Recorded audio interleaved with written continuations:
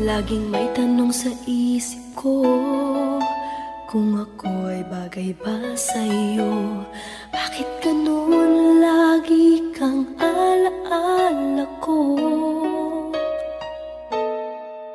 Nalalaman ko na di ako ang tinitibok ng puso mo, ngunit umaasa na mapapansin mo.